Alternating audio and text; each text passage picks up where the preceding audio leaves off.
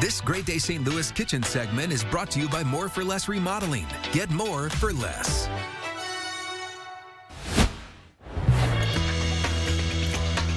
Oh, and would you look at that? My watch says it's beer o'clock, friends. And today we're celebrating the IPA with a local spot in St. Louis known for its large selection of hazy IPAs. We're talking about Narrow Gauge Brewing Company up in Florissant. I want you to welcome Jeff to our Lifestyle Kitchen, sponsored by More for Less Remodeling. Jeff, how are you, man? Good, how are you? I'm great. So tell me about Narrow Gauge. What are you guys all about? What's your specialty? Yeah, so we opened up in 2016 in Florissant, Missouri.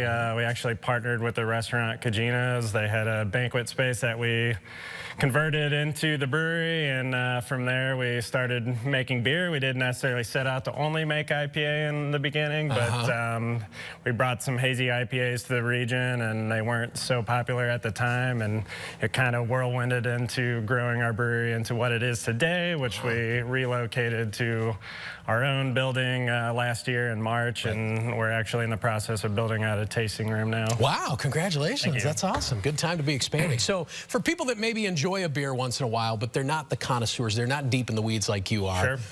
What is an IPA? What makes it different? What makes the flavor profile unique? Yeah, so there's kind of a couple different styles of IPA. So the hazy IPA is a little more approachable to somebody that hasn't had too many IPAs. Right. So the original IPAs, which are now kind of referred to as like West Coast IPAs, were pretty bitter, whereas a hazy IPA is going to be less of that bitterness, more of the hop character. So you actually get quite a bit of fruit character out of it, so depending on the hop variety. So that's kind of a hop showcase beer. So you got hops that can be piney, they can be citrusy, they can be super tropical fruity.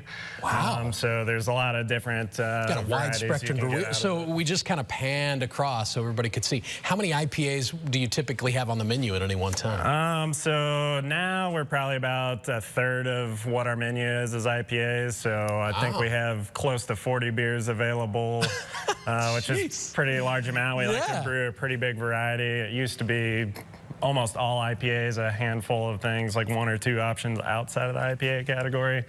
But we've tried to kind of expand what we're doing and not really constrain ourselves to only make IPA. How does just the general schmo like me know what I'm gonna like? Yeah, so a lot of that's kind of trying. So like if you were to oh, darn the luck, I gotta try one of each. That's a shame. If you're gonna try an IPA, I would kind of suggest some of the lower hopped rate ones. So generally the lower the ABV will be a little bit less hoppy. If it says double dry hop, you're gonna be even hoppier.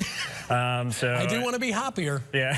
I just want a little hoppiness in my life. Kind of good to start at the lower end of the hop spectrum and kind of learn what what you do enjoy. It's like a little workshop here. If people want to learn more and check you out, tell everybody where you are, what your hours are, when they can come by and see that. Yeah, so we're located on Lindbergh, 1545 North US Highway 67 in Florissant, Missouri. Our hours are kind of lower right now before our tasting room, but we do have a retail space to buy package to go. If you wanted to try draft, it's pretty much all available at Cagina's where we used to brew. Our hours are Wednesday from 3 to 7, Thursday, Friday, or noon to 7, Saturday 10 to 7, and Sunday 10 to 2. Gotcha. Wow, he had to think pretty hard about that. Yeah. Hopefully I didn't mess up. Little hoppy, probably, this guy. Thank you, Jeff. Really appreciate it. This has been cool. There's one in here with like a television set on it. That's You can find this segment, by the way, right after our show. We'll post it on firstalertford.com/greatday.